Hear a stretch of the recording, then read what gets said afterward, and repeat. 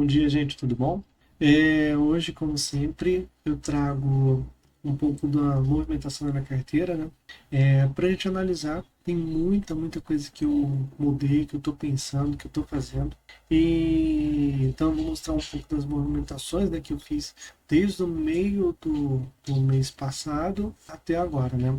Gente, que hoje eu acho que eu vou comprar algumas coisas, mas é, se eu deixar para gravar o vídeo depois é muita coisa, já tem muita coisa, então eu preferi é, já gravar, né? E aí no próximo mês, no meio do mês, como sempre, eu trago as movimentações e eu trago o que eu fizer hoje, tá bom? É, vamos lá. Em relação à movimentação, eu dei uma olhada, né? é, no mês anterior, no vídeo anterior, para ver até onde eu tinha ido até o dia 13, né? Então, depois teve essas movimentações aqui, as que estão em branco aqui, tá? É, tem algumas coisas que são bem legais, que é, eu comecei a entrar no China 11, que é um ETF para se expor ao mercado chinês, tá? O mercado acionário chinês. Tem um pouco de concentração em algumas coisas que elas não são essenciais, né? Tá vendo? Tem 26% em consumo discricionário. Então é meio que cíclico, não tem tanta necessidade assim, tá? Mas mesmo assim é uma maneira assim de você se expor. Eu pesquisei outros. Tem esse Pequim aqui, ele é um pouquinho menos volátil. Ele tenta acompanhar o CSI 300, tá? Só que mesmo ele tem uma exposição também em tecnologia alta, né? Então, eu achei que não faz muita diferença. Tem também o BX39, que é um BDR que acompanha a mesma coisa do China 11, que é esse MSCI China Index. Eles dois acompanham, ele tem um pouquinho menos de taxa, tá? Chega a ser 0,02% a menos, só que a liquidez dele é bem inferior, tá? E a liquidez desse aqui é 500 mil, o do China 11 é 2 milhões, tá? Então é bem inferior. Assim, para mim, na verdade, não faz muita diferença, mas eu optei por escolher o China 11, tá? Eu dei uma estudada bastante no cenário macro e eu acho que já estava um pouco na hora de eu começar a fazer um investimento, né, para ter uma exposição do exterior. E eu não queria muito me expor aos Estados Unidos atualmente. Eu estou vendo um movimento, né? Eu estou vendo um movimento dos bancos centrais diminuírem um pouco a exposição ao dólar. Isso para mim é preocupante. A guerra que tem lá, uma instabilidade política também. Então eu achei melhor esperar um pouco, né? Para me expor lá aos Estados Unidos, mas a China eu tinha um pouco mais de confiança. Então eu tenho essa tese de que eu acho que a China no futuro vai ser cada vez mais relevante. Então eu comecei a comprar o ETF China 11. Tá? Eu zerei minha posição no Kinea Hedge Fund. Meu PM, meu preço médio dele estava muito baixo, estava 59,80. Ele estava 98, então eu terminei desfazendo minha posição e comprei algumas coisas que eu considero ainda seguras, né? E que fazem parte aqui do que eu acho que estava mais assimétrico, né? O KNHF, ele estava bem próximo do PVP dele. Vamos dar uma olhadinha aqui. Tá vendo? 101,98. É um ótimo, eu acho, né? Um ótimo fundo, mas eu vi que estava com pouco desconto e havia alguns que eu achava que valia mais a pena. Então eu terminei vendendo a NHF e comprei, por exemplo, o Kisu. Kisu é um fundo quase passivo, ele tenta seguir o Suno 11, o Suno 30, né, que é um índice de referência dele, né, que tenta investir nos maiores patrimônios ali de fundo de investimento imobiliário. E o valor patrimonial dele é 8,46 e ele está em 7,3. Então é como se eu estivesse comprando, como ele é um FOP, como se eu estivesse comprando com um baita desconto esses fundos. Então eu estou enxergando um risco aqui baixo e mesmo assim uma remuneração elevada, né? Porque ele está pagando 7%. praticamente 1% aqui. Então eu aumentei um pouco de exposição nele. E é estranho porque eu nem queria aumentar em POPs, mas o risco e retorno ainda para mim era muito atrativo, né? Então eu comprei um pouco mais, tá? Aumentei um pouco mais a exposição no NDIV11, que aí eu comprei mais 5% em 22. Aumentei um pouco de TIGAR, esse é um pouco mais arriscado no momento, mas como eu acredito um pouco no fundo e na gestão, eu achei que valia a pena aumentar minha posição. E mesmo aumentando, tá, ele não é tão relevante, tá? Ele é 2,30%.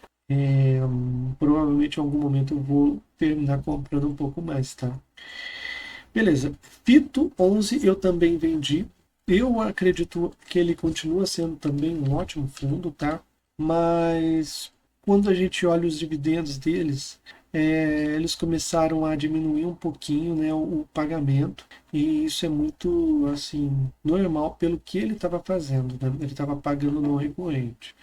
Além do mais, meu preço médio neles era 7,94 e eu vendi por 8,50. Eu achei que já estava num preço assim adequado. Quando você olha aqui o relatório gerencial, vamos pegar os dois últimos aqui só para a gente dar uma olhada. Aqui. Esse é o de fevereiro. Reservas acumuladas aqui, resultado recorrente já era 8 reservas acumuladas. Então aqui ele fez reserva em fevereiro. Quando você vê aqui, eu acho que esse aqui deve ser janeiro, dá uma olhadinha. Janeiro. Quando você vê aqui, ele já avisava que o recorrente dele era perto de 86, e aí ele estava usando um pouco da reserva, né? Para ele distribuir isso. E já fazia um tempo que ele estava fazendo isso, tá? Você vê, ó, reservas utilizadas, reservas utilizadas, reservas utilizadas. Quando chegou agora em fevereiro, a gente vê reservas utilizadas negativas porque ele pegou um pouco, tá vendo? Ele pegou um pouco para fazer reserva. Então eu acredito que ele vai voltar a fazer um pouco de reserva para voltar a distribuir como ele tinha distribuído. Tá? Pode ser que não, pode ser que ele volte a pagar os 0,10 e continue pagando, né? Mas aqui ele estava com uma reserva muito, muito confortável, então valia a pena entrar em relação ao risco. Tá? Esse é um fundo um pouco mais arriscado, um fundo basicamente high yield. Tá? Então eu preferi dar um passo para trás, zerar a posição. E eu estou entrando numa fase onde provavelmente minha carteira vai ser um pouco mais passiva, tá? Porque agora eu estou trabalhando também como planejador financeiro, então eu preciso de um pouco mais de tempo, né? Então a minha carteira provavelmente nesses dias, nesses meses, né, vai ficar um pouco mais passiva do que geralmente era, né? Então eu zerei posição nele também. Tive um lucro bacana de R$ 84 na venda dele, né? E no KNHF eu tive um lucro de 556,25 centavos. Aumentei a exposição no CACRE, eu acho que quase todo mundo já sabe, é um fundo da Quineia de papel, né? Eu aumentei de novo, eu aumentei um pouco mais a exposição aqui no ETF do NDIV, porque por esse preço aqui eu achava, né? Eu acredito que é uma oportunidade muito grande. A última vez que eu vi ele tinha subido bem, né? Vamos dar uma olhada. Opa. Ele já foi para 136 de novo. Mas no preço que eu comprei eu achei que estava num preço bacana. Viu? Aí eu aumentei um pouco mais em BTC, é um fundo de papel. Suno eu aumentei um pouquinho mais. China eu comprei mais 25, tudo no dia 20, tá, gente? E como eu fui vendendo, né, eu fui comprando também. PCIP é um fundo que era o VBI, né? E aí virou o da Pátria, né? Então eu terminei vendendo também, porque eu quero diminuir um pouco minha exposição no Pátria, tá? Como gestora. Aí eu aumentei aqui, essa aqui foi uma novidade.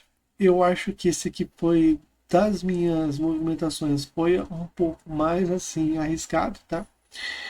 Eu comprei 18 cotas do MFI11 e eu estou esperando muito o relatório gerencial deles para ver, porque a divulgação deles é trimestral, então eu não sei ainda quanto que ele vai pagar nos próximos meses, né?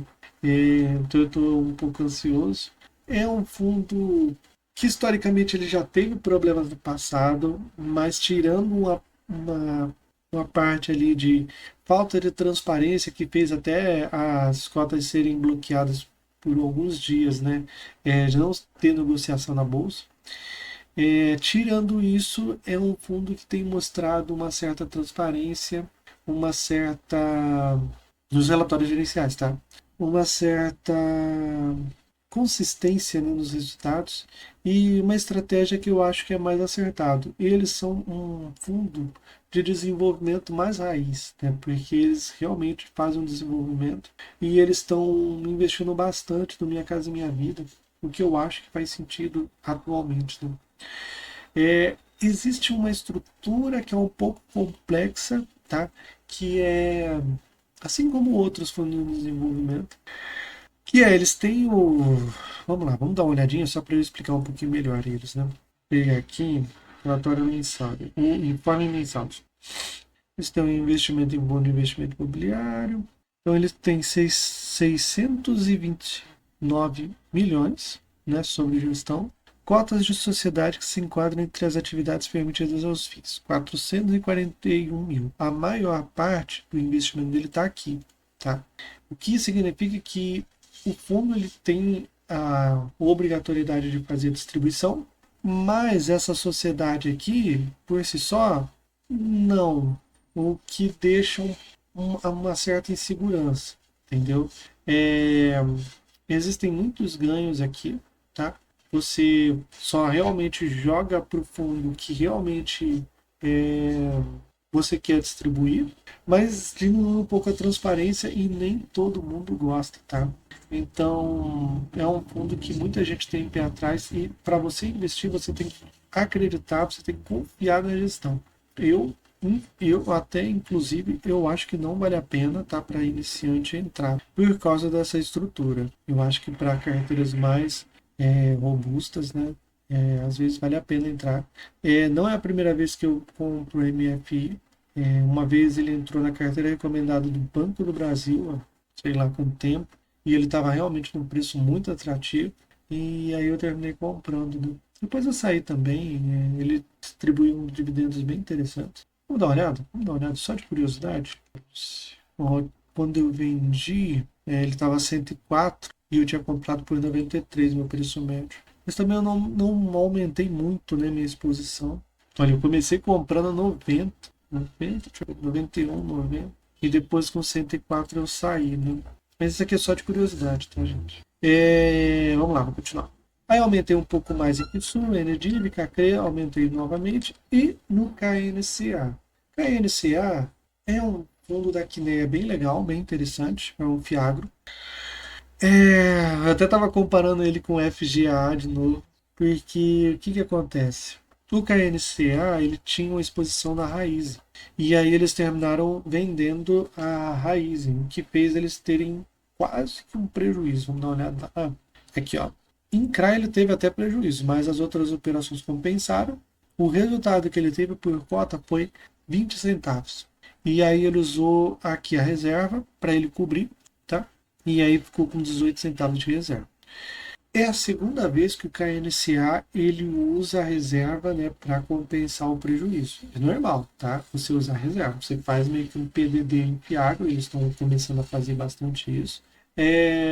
Para a cota não sentir tanto, né? Para não estressar muito. Mas, como é a segunda operação que eles erram, tá? A gente tem que ficar observando se é estrutural, né? Ou é realmente a gestão que ela está com uma deficiência de escolher os ativos, tá? Porque fundo de crédito, a gente vê que a Kinea é muito boa, mas em Piagro, eu acho é possível, e aí é uma leitura minha, tá? É possível que eles tenham uma deficiência ali, né? Talvez eles não tenham a expertise.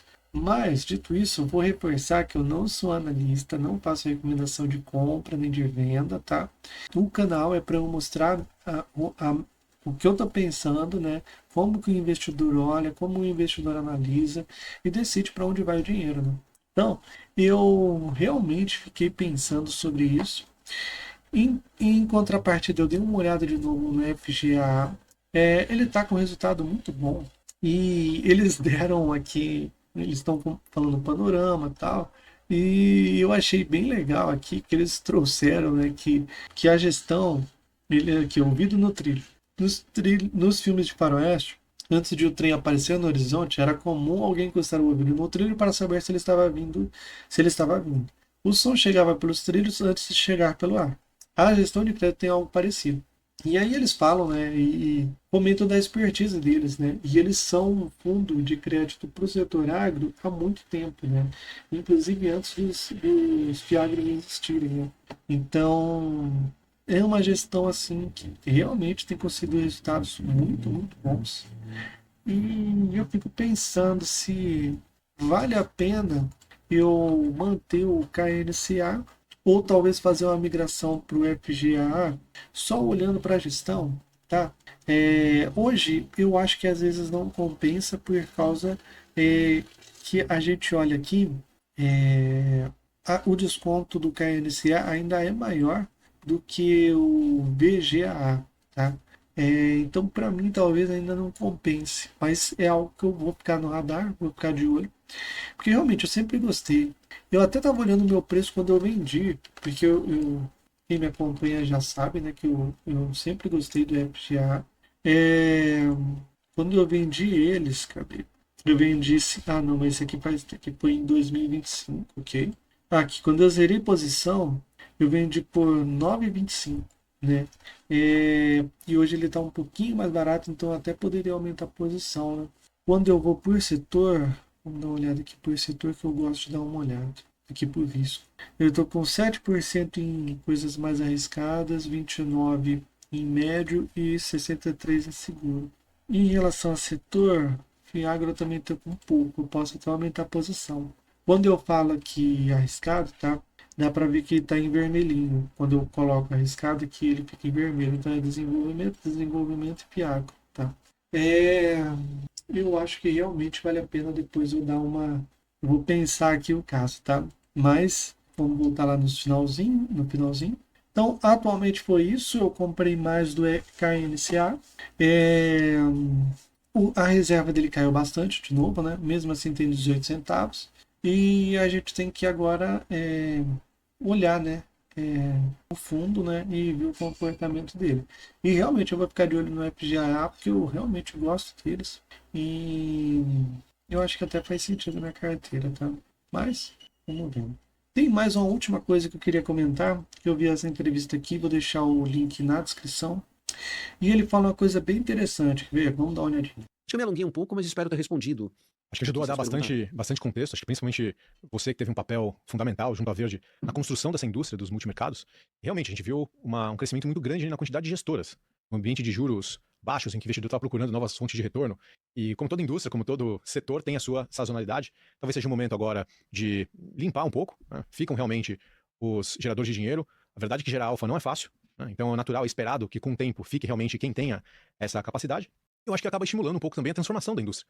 Muitos dos fundos multimercados também acabaram abrindo suas verticais de crédito, né? Criando essa capacidade de geração de retorno em outra classe de ativo também, né? A própria Verde criou uma vertical de crédito. Então a gente vê, talvez, uma evolução da indústria. O multimercado, sem dúvida, é o mandato preparado para capturar essa volatilidade de mercado, fazer essa leitura dos dados, a leitura de cenário e poder de alguma forma extrair, muitas vezes até alavancar nessas oportunidades identificadas para gerar o retorno para o investidor, né? Então a gente vê claramente os próximos passos da indústria, movimentos de consolidação e com essa volta, eu acho que de uma expectativa de corte de juros no Brasil, a performance de muitos deles também disparando, né? Sim. A desbancarização do crédito e ir para o mercado de capitais, em si, ela é um fenômeno muito bom, muito importante e muito relevante. Eu não estou criticando aqui, vamos dizer, o crédito ir desbancarizado via gestoras e via bancos e distribuidoras oferecendo isso direto para o cliente final. O problema é que a consequência disso é que, como esse capital é muito intenso e atraiu, digamos, muita gestora, muita pessoa física, etc., é que os spreads que a ponta final de crédito estão comprando isso tudo são muito baixos associados ao risco.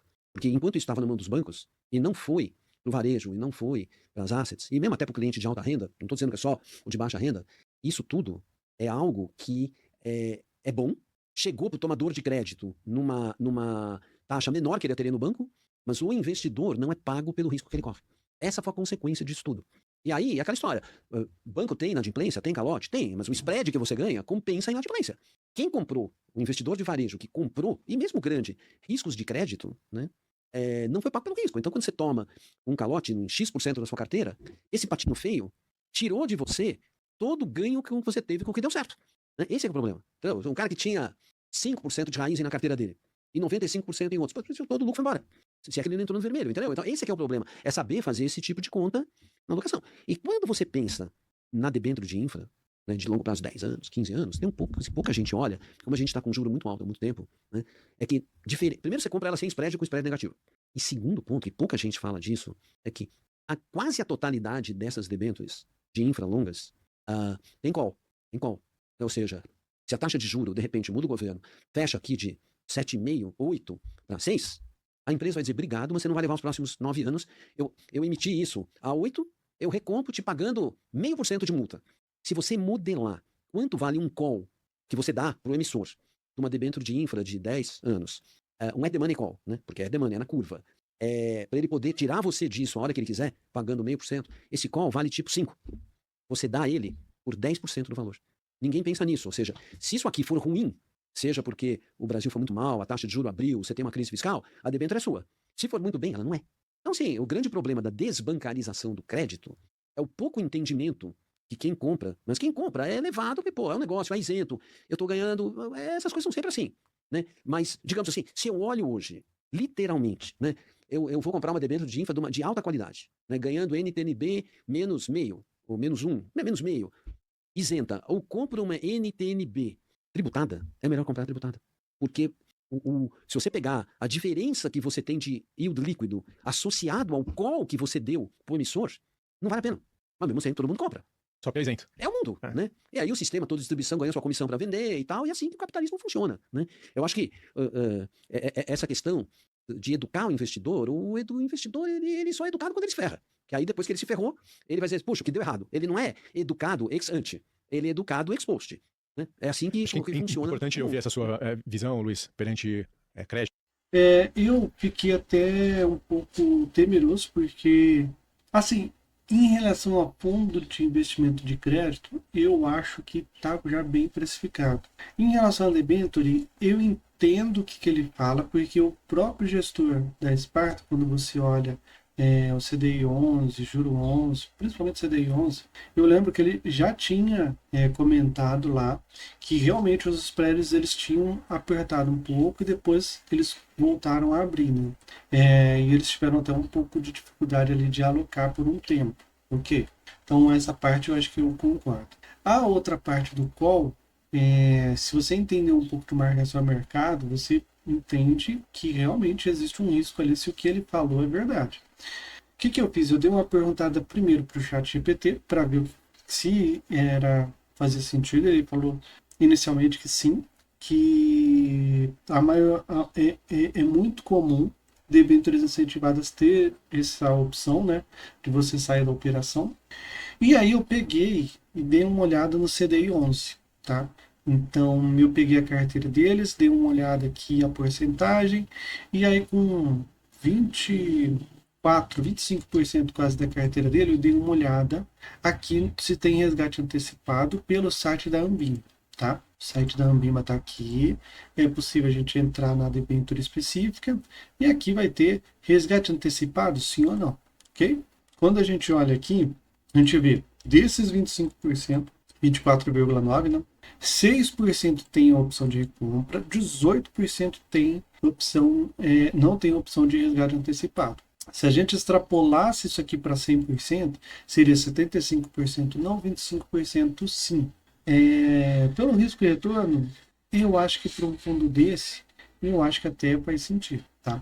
Depois eu vou fazer, mas preciso de tempo para fazer para tudo isso aqui, tá? É muito, muito ativo. 260 ativos é muito, muito ruim de fazer.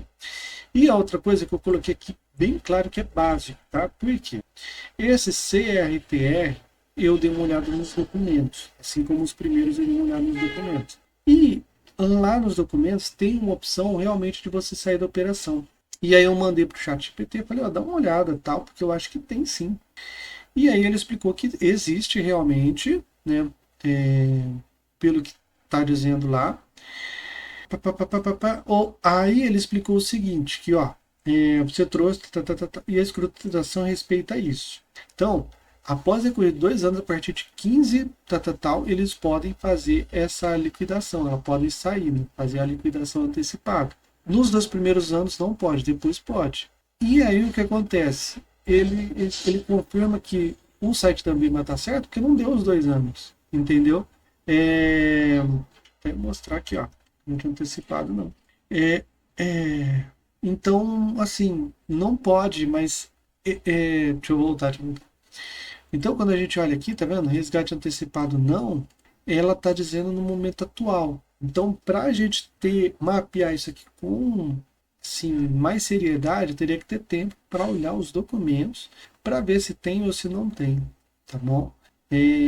Mas assim, eu achei algo assim que valia a pena tocar, porque foi algo que me preocupou inicialmente. E aí eu dei uma olhada, tá? Eu nem tenho o CDI 11, mas eu fiquei curioso, né?